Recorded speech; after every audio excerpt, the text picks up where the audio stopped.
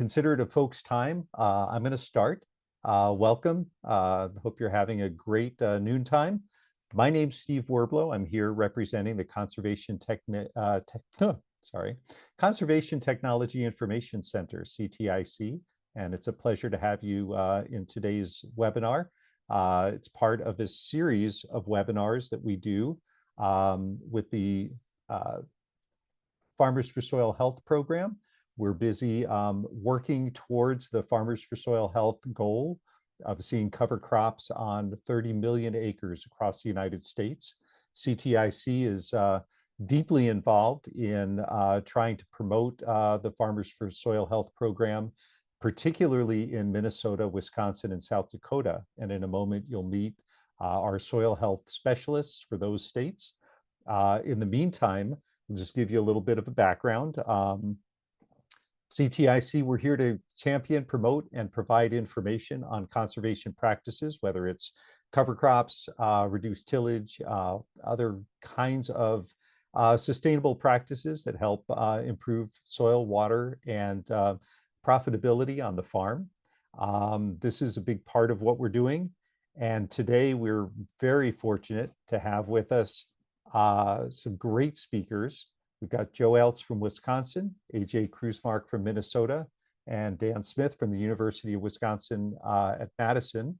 And we're going to hear from them, and we're going to then go into a Q&A session. So down at the bottom of your screen, you should see a little Q&A icon that will allow you to ask questions. And we'll go through those questions, direct them to the speakers, and try to get everybody's questions answered in the course of the hour. This is being recorded, so A, I want you to know that, but also B, the reason we record them is because we archive these and put them on our ctic.org website. So there's the rest of the series on that website, and we'll also have it have this one added to that within the next several days. Now, with that, I'm going to turn over the mic to Dan Kaufman and the rest of the soil health specialists to introduce themselves and tell you a little bit about what's coming next. Yeah, good afternoon, everybody. My name is Dan Kaufman. I'm a soil health specialist here in Minnesota. So I cover the whole state of Minnesota, promoting our Farmers for Soil Health program. Thank you again for joining us today. I live near Mankato area where I also farm. Been using cover crops and no-till strip-till on our farm for the past 5 years. So really excited to be here today and to hear more about cover crops before corn. So with that, I'll turn it over to Tegan. Hi everyone, my name is Tegan. I am the Wisconsin Soil Health Specialist. I've been interested in cover crops ever since I started working in Northern Illinois with a soil and water conservation district down there. But very happy to be back in Wisconsin and working on the program. So thank you for attending. Looking forward to hear from some great speakers today. And I'll turn it over to Justin. Yeah, my name is Justin Jelsma. I am in Southeast South Dakota. So I cover I'm the farm health specialist in South Dakota here. So just got recently hired. I've been working with cover crops probably the last 8 years on my own farm in different capacities, and integrating some livestock with that and really seeing great results. Awesome. Thank you. We want to point you to a couple of things coming up. One is our series of cover crop cocktail hour programs. This is casual conversations on Zoom in the evenings to just share ideas and motivations and good tips and best practices, and maybe commiserate a little bit. But they're a great forum for really learning more about cover crops and meeting other folks who are doing them. So keep an eye out for those cover crop cocktail hour invitations, and please do join us. The other big event coming up is CTIC's Conservation in Action Tour, which is going to be May 6th and 7th in Sioux Falls, South Dakota, and farms all around the area. So our tours are a real highlight. They're an outstanding opportunity to meet people and engage with all sorts of conservation ideas, really get a look at what's happening on the ground in conservation practices. And with that, we're going to roll right into our webinar because this is all about practical experience and conservation on the ground. So I'm going to hand the mic and the screen over to Joe Ailts from Wisconsin, and we're going to get his perspective on what you're doing with cover crops. Thank you very much, and hello everyone. It's a real pleasure to be here today. So my name is Joe Ailts. I am an independent agronomist that operates out of Northwest Wisconsin. We're up here in a very unique territory of the Corn Belt, the very northern edge of it. In fact, we are north of the 45th parallel. I like to say that we're closer to Santa's workshop than the equator. So by virtue of that, if we can grow covers up here, the assumption is we can do it just about everywhere, considering the fact that we have such a narrow growing season to get that job done. My background real quickly, I am a Wisconsin certified CCA with a background in sustainability. I got a background in biotech and a human nutrition degree to go along with that. And we grow regenerative sweet corn, pumpkins, and soil on our 3-acre hobby farm when I'm not playing agronomist by day. But let's talk about some cover crop agronomy. My contribution to today's discussion centers on the concept of trying to illuminate what some of the true value is of growing covers. And here up in northern Wisconsin, covers often take the shape of planting rye behind soybeans in front of next year's corn crop. That's really what we're locked into up here, simply because we don't have the growing season to overwinter a lot of the other species. And we know that rye is perhaps the most hardy cover crop out there. So I would say the vast majority of cover crop acres up here in northern Wisconsin in a corn soy rotation are going to be winter rye following soybean harvest. So oftentimes growers are going to plant this rye in the month of October because that's typically when the soybeans come off. Then they have a very narrow window to get established. They come back to life late April and early May, and then a couple short weeks thereafter they are terminated in order to plant the corn into that system. So again, it's a very narrow window for us to establish and grow these things here. So oftentimes we get questions, well, you know, with that short little rye plant out there, it's had very little time to establish and grow itself. Is there actually value in doing so? As an agronomist that is insatiably curious, I've sought to determine ways to measure the value of that short rye crop to see if there are in fact some metrics we can put behind the value of growing cover crop rye following soybean. So what you're looking at on the screen here is what is called a cover crop biomass test. And in this test, you take a 2 foot by 2 foot PVC pipe, you toss it out into a field of cover crop, grab a shears or a snippers of sorts, clip all the above ground biomass off of that 2 foot or a 2 by 2 square, put it into a sample bag, send it off to the lab, and this is what they send back to you. Very much like a forage analysis for those of you who are testing feed. So one of the questions I had in regards to this nutrient value of cover crop is what are we actually getting for nutrients to be sequestered by having these cover crops established? And perhaps you've already jumped straight to the punchline here, given the highlights that are on that particular lab report. You can see that rye terminated around beer can height. That's my crude measurement tool that I have, 10 to 12 inches high or so, in a very normal rotation following soybean prior to corn being planted, had 28.9 pounds of nitrogen in that rye crop. When I ran this test for the first time last summer, I was absolutely astounded and did not expect cover crop rye at that height to have that much nitrogen in it. And so it really begs the question, and I challenge you to start thinking about this because I certainly haven't found any agronomists or farmers up in my neck of the woods that would be comfortable looking at this cover crop rye and saying, is there in fact a nutrient credit there? I'm gonna let that simmer for a moment. Do we in fact start to think about whether or not we can take at least a nitrogen credit for cover crop rye in front of next year's corn crop? So again, there's 28.9 pounds sitting there per this particular test. I have no reason to discount that's what the number is. What do we do with that number? So as I've dove into the academic research on how to appropriately credit for nutrients that are in cover crop stands, what I have found is that if this were to be turned back into the soil via tillage, we would feel comfortable taking that 28.9 pounds as a nitrogen credit for that corn crop. However, many of the guys that are planting and cover crops are going to no-till their corn into the system, in which case, obviously, that biomass is not going to be incorporated into the system. So the best guess that I can find in the scientific literature is that you get half that number. So I think we've got then some guardrails put up around this nitrogen crediting aspect of something like a grass cover crop in terms of nitrogen crediting. On the low end, possibly 15 pounds. On the upper end, we've got almost 30 pounds. And the actual number is going to be somewhere in between there, probably based on moisture moisture and soil type, biological activity, and perhaps even a few other factors we're not quite aware of.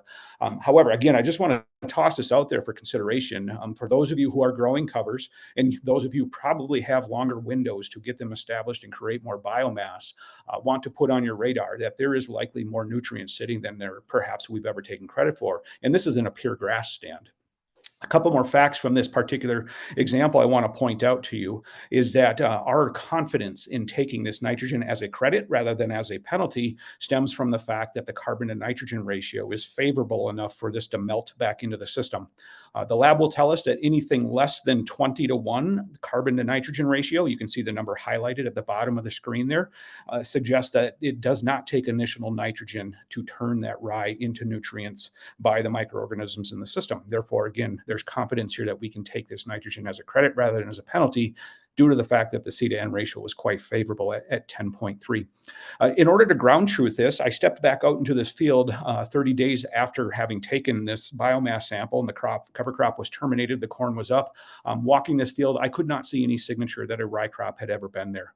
This particular field, obviously very tuned up biologically, been no-tilled with covers for a few seasons now, and given there was adequate moisture in the month of May here where this sample was taken, I think that there was enough factors taking place where the nutrients had been cycled completely out of this biomass and back into the system, further reinforcing the confidence that there are ways for us to look at these things and confidently take nutrients credits for that. The last thing I'm going to point out before I click over to the next one here is the nitrogen percentage in the top left corner. At 4.25% nitrogen, this pure stand of rye is looking more like an alfalfa stand than it is a grass stand. I was astounded when I saw that number. Having cover crop biomassed alfalfa before, we find that pure legumes are going to test in the 4 to 4.5% nitrogen range. And so pretty darn remarkable that we saw a grass come in at this high of a percent of nitrogen overall. Okay, since my time is short here, I'm going to quickly run through a couple more of these just to reiterate the point that there are significant nutrients captured in this biomass. And again, want to continue to challenge folks to start thinking outside the box as to whether or not we start to credit something even such as a grass when doing so. Here's a 10 to 12 inch barley stand planted behind snap beans, roughly middle of August, early September last year. Barley, of course, up in northern Wisconsin is going to get 10 to 12 inches high before it freezes off. It's going to be winter killed, this particular form of barley, and then plant into dead biomass coming next spring. Once again, draw your attention to the upper right-hand corner of this lab test. We saw in that 10 to 12 inch tall barley, 50.9 pounds of nitrogen. So there again, I'm going to challenge y'all to think. If I walked into your farm or into your office and I handed you a piece of paper that said you had 50.9 pounds of nitrogen sitting on the top of your soil surface, would you think about taking a credit for that? The C to N ratio on this one, 14.2, is certainly below that 20-to-1 threshold that they say at which nitrogen will be given back to the system versus sequestered. And again, the nitrogen percent here at 3.26, not that far off of a legume stand. So pretty incredible to me that when you've got these grasses, these small grains below the 1 foot height mark, you're going to see C to N ratios that are very quite favorable for giving nutrients back to the system. Now, granted, I am not foolish enough to be drawn into this concept where we can just plant corn into rye or other small grains that are really quite tall and not worry about penalties on the corn. We've seen corn growing in grass cover crops take a pretty big hit before, but I feel like we now have measurement tools to help us better define whether or not we can take levels of comfort in doing so based on C to N ratios and nutrient composition. Just quickly to round this out before I hand the mic back to the next presenter, here's what a full mature rye stand looks like from a cover crop biomass standpoint. Top right-hand corner, 43.5 pounds of nitrogen in a mature rye strand minus the grain. I pulled the grain heads off and just the straw here. You can see the C to N ratio really stands out, hits you like a bat over the head, 82-to-1 C to N ratio. So obviously you're putting straw like this back into the system. You can't expect to take a nitrogen credit out of it. However, one other point I'll make here is that for those of you who are selling straw off the farm from your small grain production, this cover crop biomass test taken like this in the picture here is a great great foundation for putting a numerical value on the nutrients in your straw crops. And it's a great way to put a dollar figure on that. Last one, I promise I'll turn the mic back over. Here's a blended mix of wheat, turnip, and clover following small grain harvest in front of next year's corn crop. This was taken in May, right before it was terminated, and the corn was punched into there. And here again, you can see a nitrogen value close to 60 pounds. So if you're growing a legume following a small grain coming in the next year's corn crop, I think it's pretty reasonable to assume you're going to touch close to 60 pounds in most systems. Again, up here in Northwest Wisconsin, very limited biomass production because of our short growing window. If we can grow 60 pounds in nitrogen following small grain up here, I would assume that anywhere south of 45th parallel can probably do a little bit better. And with that, I am happy to turn the microphone back over to my colleagues. Thank you everyone for sharing and listening along, and hope you enjoyed the information. Thank you, Joe. That was fascinating. I will hand the mic and the screen over to AJ Krusemark, and we'll get to hear his perspective from Minnesota as a grower producer. Hello, I'm happy to present our experience with growing corn into a cereal cover today. We are a fourth generation family farm, and my wife and I are here in southern Minnesota with our 3 sons. I am about an hour south of Dan, so we are only about 15 minutes from the Iowa border and about smack dab in the middle of the state, east to west. So we do have a little bit longer growing season, and this is kind of where as I've gone through our journey, I try to look all around the country and take lessons and examples from folks that are warmer than us, colder than us, drier than us, wetter than us, because a lot of the you can't do it here goes away when you start looking at somebody that's 300 miles north of you and has been able to do so.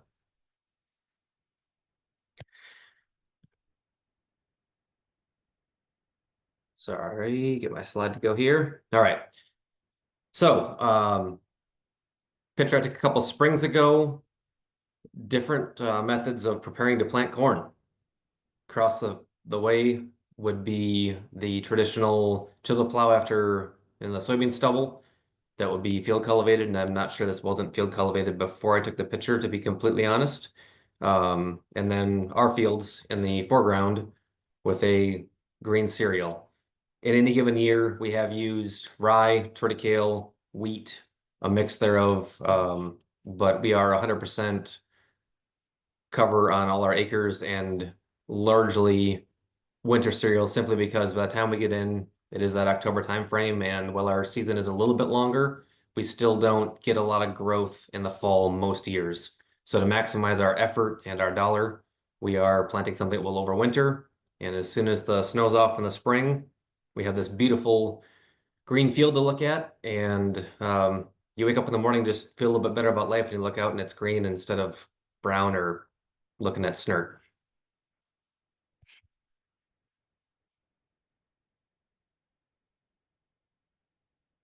As far as fertility, and I'm trying to explain a little bit about our system, about half of our corn acres will receive strip-till hog manure in the fall. We have also done this in the spring and come back after 3,000 gallons of finishing hog manure and planted 3 to 4 days later successfully. And well, that is something we can do. The reason we don't do more of it is simply from a timing perspective. Our planter tractor is our manure tank tractor, is our strip till tractor, is our, you get it, our row crop tractor. So we're trying to make use of what we have available, and I have a hard time being out hauling manure when I feel like I should be planting corn or beans.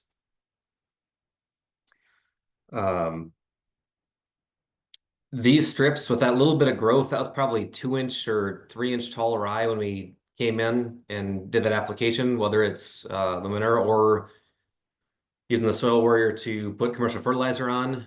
That strip by spring is going to be almost 100% grown back in if you have that kind of establishment of the cover prior to our application. There are instances where we have done our drilling of the cover before and after the strips. We're really looking at more of a, how do we get the job done and use the labor that's available that day versus does it have to be perfect or the ideal situation of before or after our strips. We do try to chase the combine with the drill so that we have as many growing days as possible and capture as many GDs as possible when we don't have a traditional corn and soybean crop out in the field. A little note of caution there is if you are trying to get back onto a strip like that, and we are 22-inch rows, which makes it a little bit more challenging because the narrow gap is accentuates some of the struggles of finding that strip. If you have the situation, you may want to put flags out or at least make sure your RTK is very good or have a way to get back in center on that strip to save yourself some trouble in the spring. Because like I said, when you come back next spring, that strip that you left that you thought looked beautiful may be completely invisible. And then the corn that we are not placing fertility on, we are doing no-till directly into a standing cereal cover. So to change gears a little bit, we'll talk about burn down. As you saw some data already, this is actually a study that the U of M and Melissa Wilson and Scott Cordes helped with in 2020 and 2021 on our farm. We did an early and late termination of a rye cover crop, and that was really trying to look at A, what's the biomass production, and B, what do the seed-to-N ratios do, so we have an understanding of what we're able to do with corn following this type of a grass cover. 2020 was I would call it a pretty poor growth year in our area. 2021 was probably more of our typical growth year where you'd have 1,000 pounds of biomass, and then 2 weeks later, you might have a little over twice that much. That growth trajectory is pretty typical. However, it's just a matter of if we had an open winter or what things looked like, how much moisture we had in the fall determines what kind of actual establishment we get and then regrowth in the spring. But again, in all these scenarios, seed-to-N ratios are staying very palatable and nothing that we're getting too concerned about. One of the reasons we're doing this is we farm some soils that are lighter. We also have some really heavy soils. We have some pretty flat farms, and we also have some stuff that's fairly hilly for our area. And last June, we had 10 inches of rain in a week. And while most fields around, even the relatively flat, conventionally tilled fields, had gullies in them, our fields did not, regardless of soil type or how hilly it was. So that's one of the pieces we're trying to keep our soil in place and keep our nutrients on our ground. Another picture of cover crop burn down. As you can see, or maybe you can't, because that's kind of my point. This is following the planter, which is my preferred method. Well, you can see a little bit of where the planter was. That only lasts a few hours and that rice starts to stand back up and you're kind of back to a sea of green. So depending on how you're able to manage things, it may look different for you. Lighting changes a lot of what this looks like. Again, I think I got some folks that I know that do this in 30-inch rows. It's a little bit easier to see there because you've got less of the area that's run down. You can see a little bit of the rye that gives you a little bit better clue. But that's just our experience on our farm. So my preferred method is to follow the planter. As a result of going this way, we have been no pre-emergence herbicide for 4 years in our corn, 5 years in soybeans. So that's a step in the process that we've cut out as a result of having the cover out there. We've seen very good spring weed control. We are typically burning down rye that's between 10 and 24 inches tall. Unless the stand gets thicker than this and taller than this, usually a 24-ounce rate of a 4.5 pound glyphosate product is enough to take it out. I will go up to 28 ounces or 32 if the conditions aren't favorable, i.e. it's cooler than 50 degrees or we have to terminate at night. And that's something that I guess a hang up for a lot of folks, I think, has been the worry about getting the termination done and how do you do that and how does that work? And one of our lessons or where we came to this, can you terminate at night, was because we had a spring where it seemed like every day was 15 and 20 mile an hour winds and then we'd have calm evenings, but we had 58 and 62-degree nighttime temperatures. So we went out and we tried a couple fields because it was getting to the point where we were getting nervous about the corn coming through before the rye had been terminated, and we had great success there.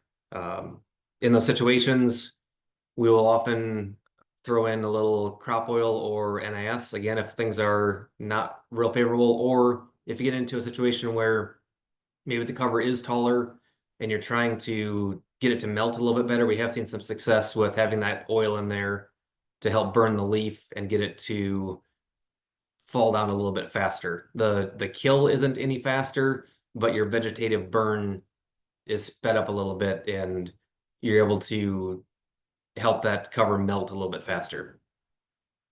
Another thing we've learned about termination is if we've had fields where we do have a lot of issues in our area with glyphosate resistant water hemp and giant ragweed. In those fields where we've had historical pressure, we have thrown in 10 ounces of dicamba with our burn down if there's some broadleaf coming through, and then had great success holding that at bay for the year. Also, we're starting to find after 4 and 5 years of cover on all these fields that some of the fields where I know I have resistant giant rag, if it's only an inch tall, I couldn't kill it 5 years ago with glyphosate at max label rate. We are seeing that die at less than full rate today as part of our cover. So I don't know if that's an effect of the competition of the rye or what that actually is, but just an observation on our farm.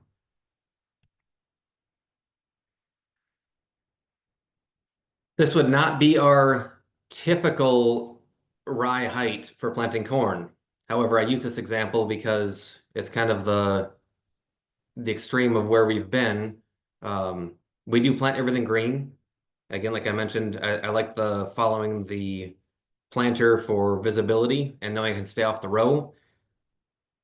I also like the fact that I don't have to worry about any wrapping or trying to time the cover crop burn down. Going back to a previous slide with the biomass, you get so much more biomass if you can let this stuff grow for a little while. And the roots that go down just do so much better job of doing the tillage for us and sequestering nutrients that we really like to leave it. And if we're able to, trying to time a corn planting is a little bit tricky. But if you're just doing it after the planter, there's no worry about that. And you also don't have to worry about if a pop-up shower comes through and then you end up with half-dead rye that you're trying to plant into, which is where some concern comes with wrapping on row cleaners, and we have seen this stuff get stringy. So, but when it's in a green vegetative state, I don't care how tall it is, it plants easy. Planting conditions when it's green like this, it doesn't seem to matter much if it had been stripped in the fall or if it's a no-till field. It plants very similar. Depending on what we had for fall fertility planted or put down, we'll put on between 15 and 10 or maybe 18 gallons even of a 32 ATS blend, 7-to-1 with the planter in a 0x2, just to try to give that corn something to work with, because we do realize that as this biomass gets bigger, our seed-in ratio is changing and we need to do something to help ourselves. And that really does help the corn pop and get off to a good start.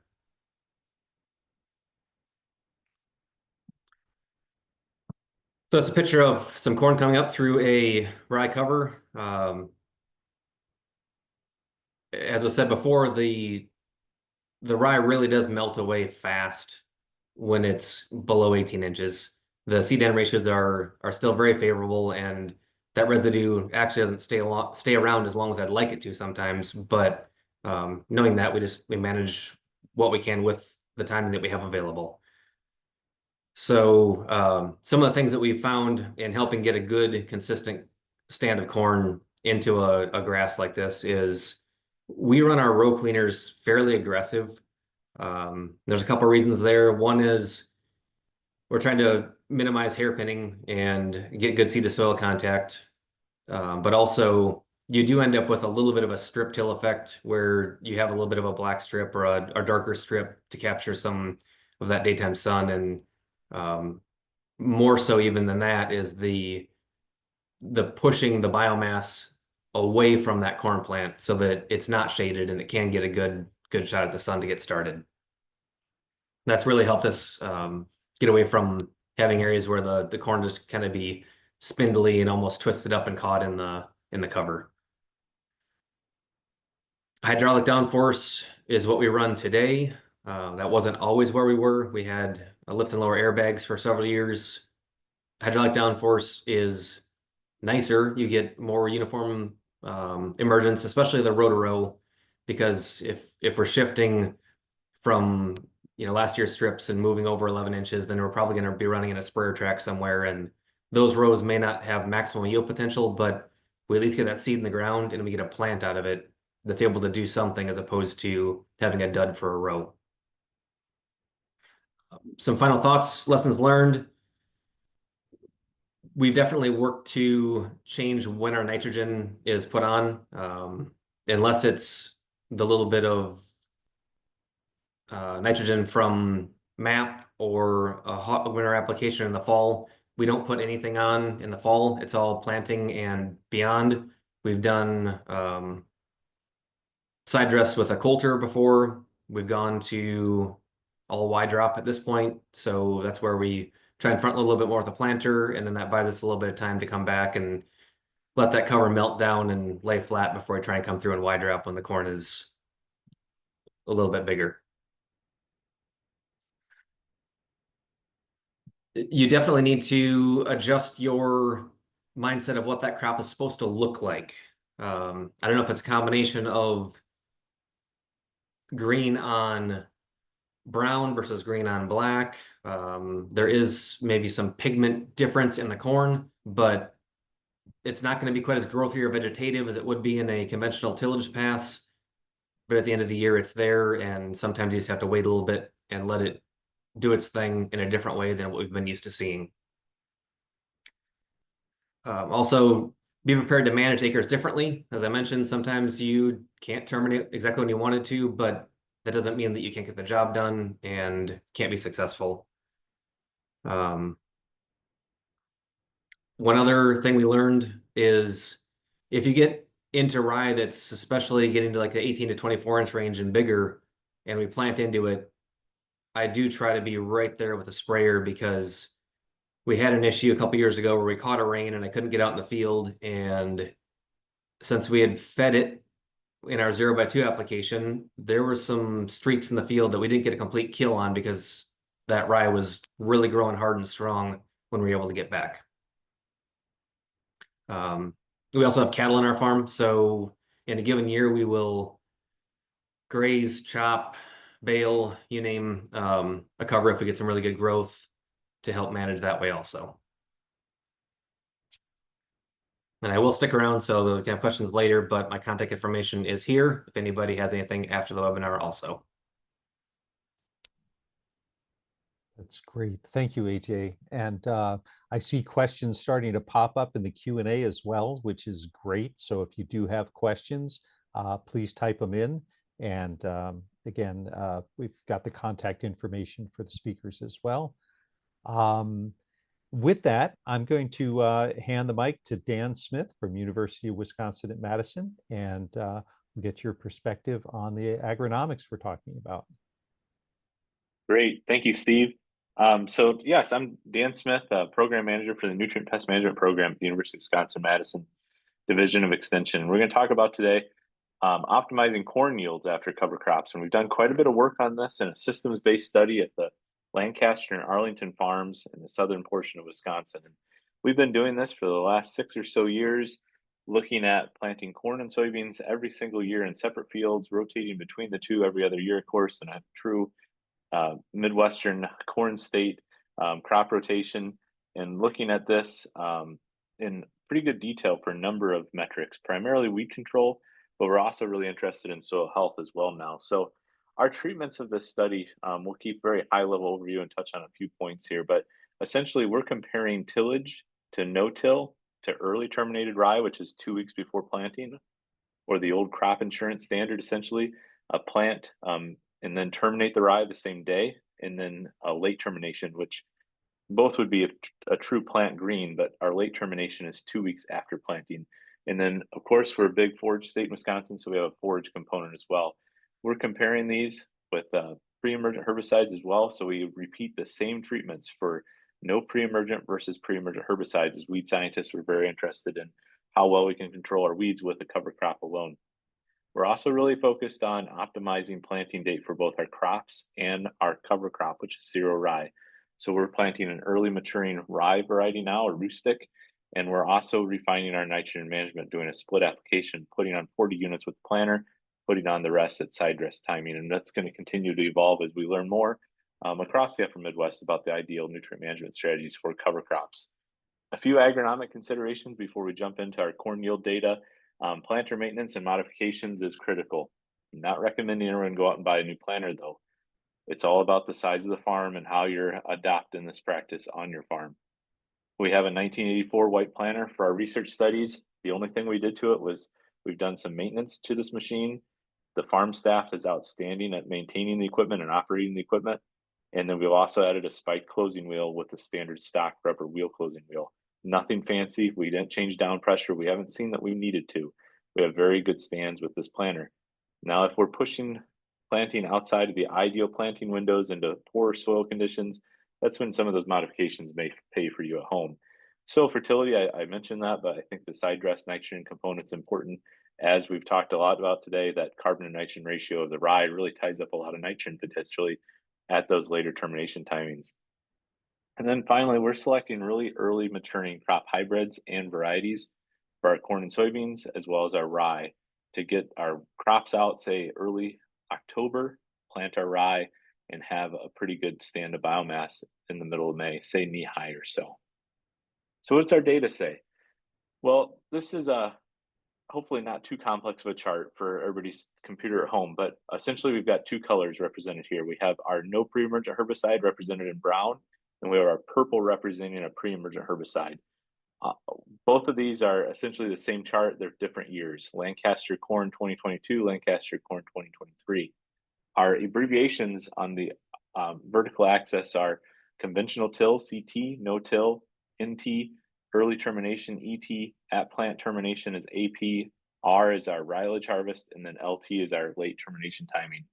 The statistical analysis is also provided in the letter abbreviations, and those are mean separation. So the same letter represented on different bars, they're the same statistically, even though the bars might not look exactly the same. What we're really looking for is the lower axis describes weed ground cover, and we want a low number there. So say 60% ground cover of weeds without a pre-emergent herbicide is pretty common for most of our treatments. We get all the way up to 80 and 90%. That's going to be devastating yield loss. That's going to be a yield of 10 bushels per acre for corn at the most. We really want to get that under, say, 20 or so, and then we can have an additional herbicide pass come in and clean that up. What we've seen is when we add the rye into the mix, we can get there with a pre-emergent herbicide. So we really need to keep both tools in the toolbox because the rye doesn't suppress all the weeds on the field.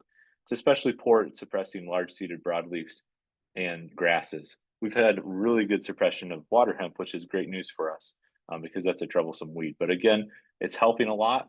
It's helping, say, reduce our overall herbicide inputs, but it's not all the way there with just rye alone. Some pictures to illustrate that. We really want season-long weed control. We start looking at these photos from left to right. We have our tillage, our no-till and early termination cover crop with no pre-emergent herbicide there, represented by two sets of photos for those 2 years, 2022 and 2023. And then we add in the pre-emergent herbicide and you see virtually no weeds. So again, this is very cumulative, what we've seen. But again, our rye biomass is not really that extreme in the corn because we're very optimistic about corn yield, and we're terminating at our ideal timing for yield is going to be at planting or earlier. So if we are just getting into this, our yields are going to recommend that we're going to terminate our rye when it's, say, knee high or less the day we plant or earlier. We've done this for a few years, as many of you have. You gotten comfortable with managing that, say, nitrogen component, managing planter setup, then terminate later on. I've gone into fields where farmers are very successful at planting into rye that's taller than I am. I'm about 5'8" tall. So this can certainly be done with a lot of biomass. We're getting very adequate yields. You can see the red line across the chart represents the same yield statistically, about 238 bushels per acre across our conventional till, no-till, early termination, at planting, and rylage harvest. So we are not seeing a yield loss in most years. When we bounced to 2023, though, our late terminated rye really did drag down our corn yield substantially by, say, 100 plus bushels per acre. That was moisture. We had some moisture competition. That late termination timing 2 weeks later than planting is nobody's actually probably going to really think about doing that unless they're really, really interested in suppressing a ton of weeds. But again, we suppressed a lot of corn in 2023 with that treatment as well. These yields are pretty similar across the board for us from the last 6 years. We've had up to 280 bushel corn in this trial before. We've had as low as 175 or so. But again, primarily correlated to the weather more than anything else. And we've had some very interesting, challenging weather in southern Wisconsin the last couple planting seasons.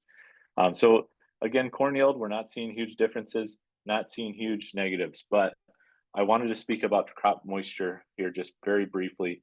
2022 and 2023 started very dry for us. 2024, we got a lot of rain, but it didn't come until the third week of May. Both years we saw our crops struggle with rye, and we were comparing them to conventional tilled fields, which wasn't fair. When we went out to the field and actually dug some plants, the tallest plant there is from a conventional tilled field, but look at the soil. There's no moisture left for that plant. It's a couple growth stages ahead, but the nodes are a little bit more elongated. The plant is starting to stress out. The middle plant there on the tailgate is from a no-till field. These are all very, very close. All the soils are the same from these fields. They're from our research farm. No-till had moisture about 2 inches down. The corn was still starting to struggle a little bit. Then we went into our rye field that had been terminated the day we planted the corn. And there was soil moisture in the top inch of soil. And there was a lot of soil tilth in there. And we were shocked, not because of the moisture component, but we were shocked at how small the corn was, but it was so healthy compared to the tilled field. We had several more weeks that we could go without getting a rain on this field that we had the rye. We were out of moisture in the field that didn't have the rye protecting it and the residue protecting it. The bad news is we did go 2 more weeks. This photo was taken about June 18th, and we didn't get rain until about the 4th of July. So things become much more stressed. And that's where we see some yield benefit of having that zero rye. We saw some pretty strong yields in those fields in 2023 because of that moisture component, preserving the moisture, getting that extra, say, 20 bushels or so out of that soil moisture and competing with the conventional tilled yields. But it really starts with having really good sound agronomic planning, having a good plan, having a good planter maintenance program, having a good soil fertility program, and using your neighbor's experience, your agronomist experience to put together an outstanding plan. This is Tony Pyrick.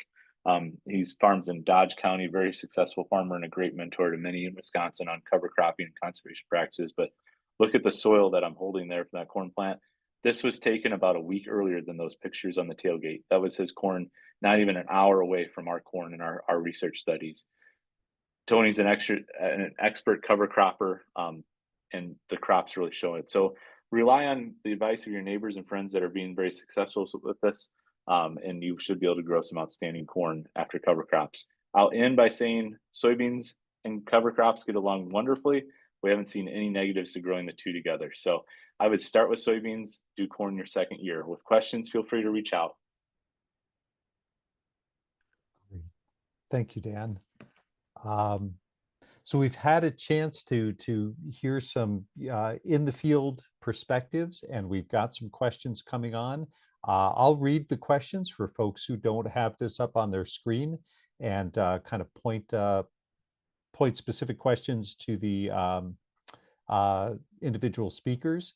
And then in the meantime, if you've got something specifically for Dan, we'll start with him first, if there's anything particularly for him, because he's got to leave a little bit early. So I just want to make sure folks get in there. And also just want to say hi to folks. We've got people in from everywhere, from our friends in the Root River watershed in southeast Minnesota, who've been partners with CTIC on a project a couple of years ago, to a colleague from Kenya. So it's just really exciting to see a global audience here.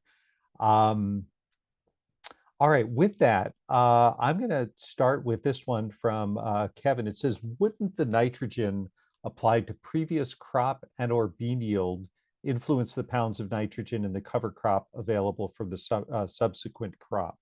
So I'm going to point that one to Joe, since you were the one who was doing the most on nutrient content. So basically, doesn't the nitrogen available in the crop, the cover crop, just come from the previously applied crop, or the previous crops applied N? Yeah, sure. Great question, Kevin. I'm glad you asked that one. I do believe that rye is capable of scavenging residual nitrogen in the soil profile. So certainly that would include applied nitrogen as well as nitrogen that's mineralized by microbes. So my conclusion, based on everything I've done in the testing, is that it's a great scavenger. We don't know where it's coming from, but we do know that it is capable of picking that up. And that's why I believe we see such high nitrogen numbers that we do. I think it's fantastic that it does that. And we're starting to see that signal, because every pound of nitrogen scavenged by these covers is one potentially less pound of nitrogen that ends up in our waterways due to leaching. That's a great point. Does anybody else want to comment on that? Anything to add? All right. We'll go to the next one. It says, we're 100% corn on corn with hogs, no cattle in Northwest Iowa. How can we benefit and overcome the costs? So this idea, I'm just going to augment that, this idea of penciling out the economic benefits of the cover crop, given that you're investing in seed and planting, et cetera. How does it pencil? And I'll just kind of work with all of you. So we'll start this one with AJ, and then I'll ask Joe and Dan as well. Yeah, I touched on this in a roundabout way, but to answer the question specifically, I guess we look at, you have direct costs associated with a pre-emergence herbicide that we've pulled out of our program.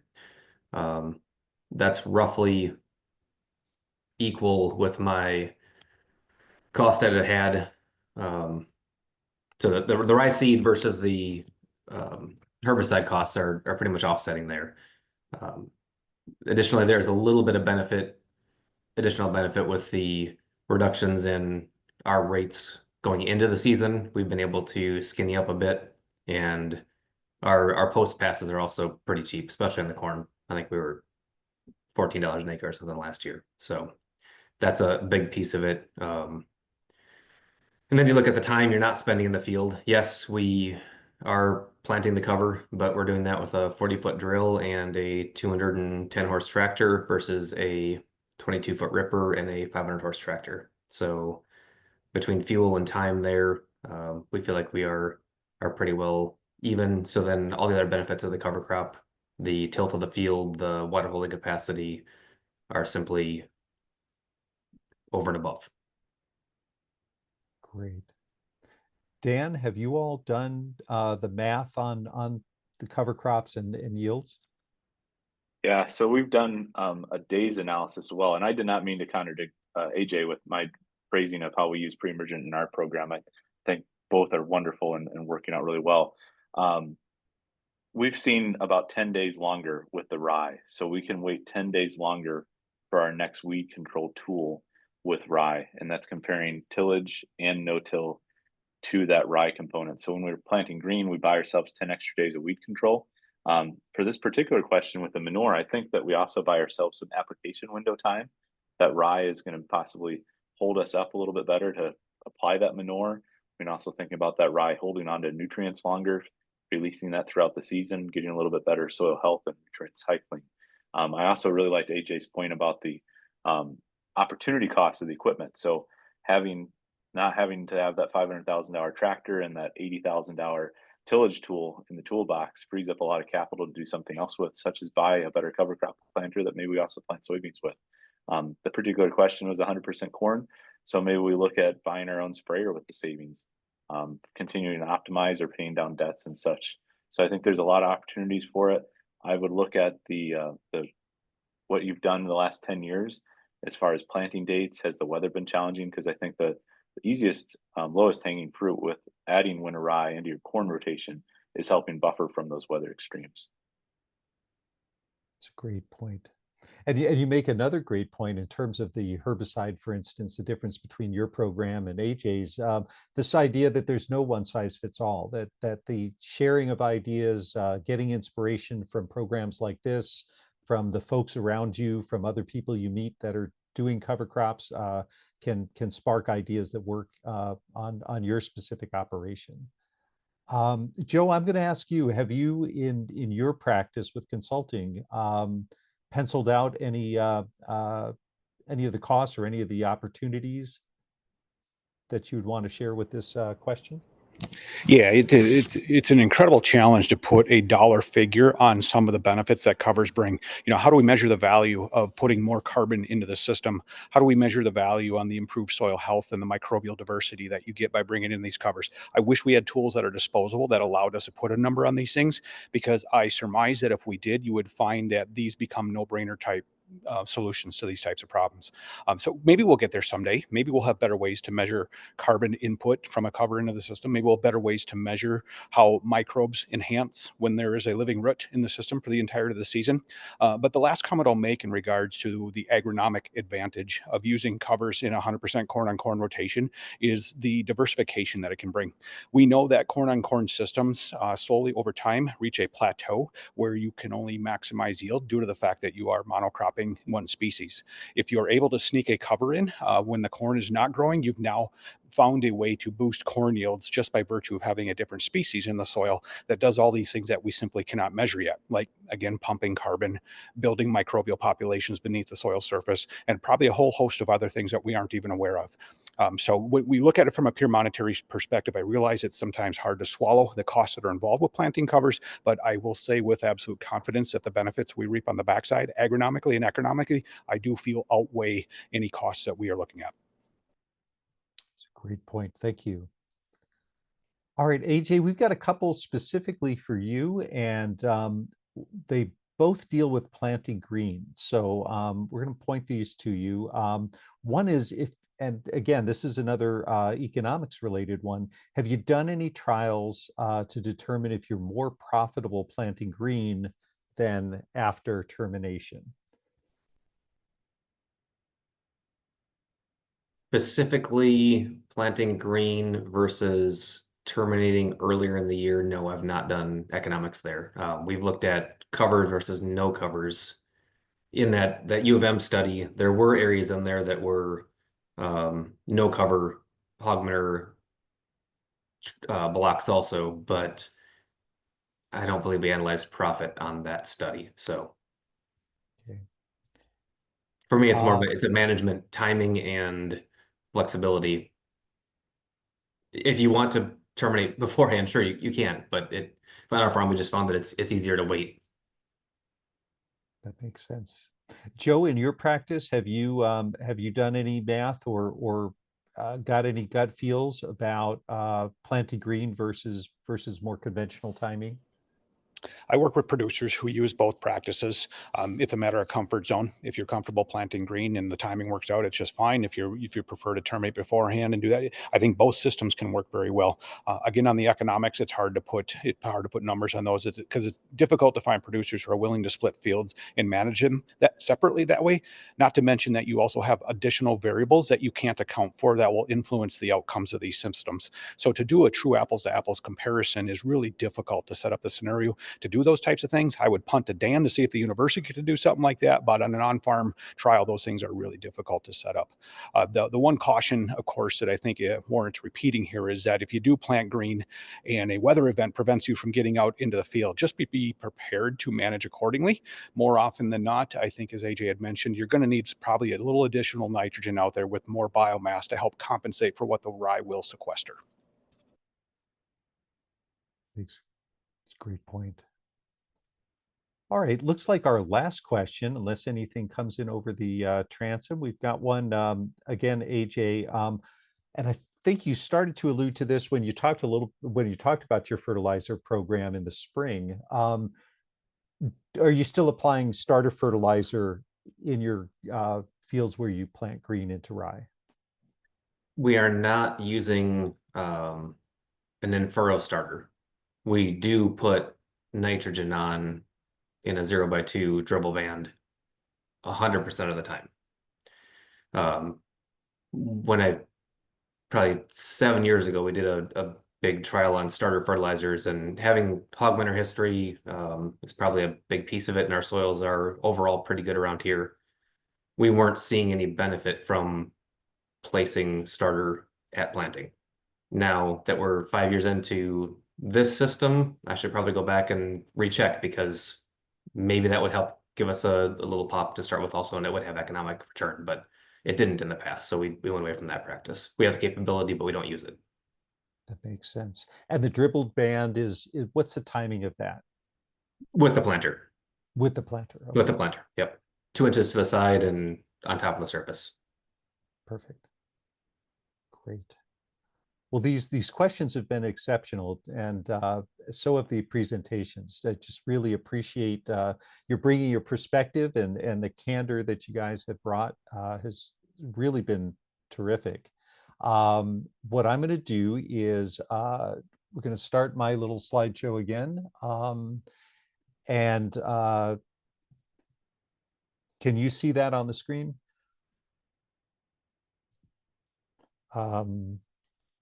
I don't know if that's sharing successfully, but looks like Not not. quite yet. Okay, here we go. All right. So basically, I want to thank our speakers, and I want to invite everybody to, first of all, engage with our upcoming tour, which is again in May. I want to thank our sponsors and partners, and for making CTIC what it is, and for allowing us to share this kind of information about all kinds of conservation practices.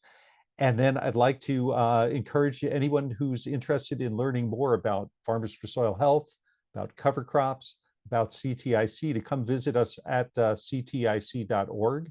And you can find this webinar shortly and the previous webinars right now at the URL that's on your screen, the bit.ly/CTIC/-FSH. So we encourage you to stay in touch, to get involved. And I just want to take that opportunity one last time to thank our speakers and our soil health specialists, and to thank you for being with us, and to wish you a great day. Thank you.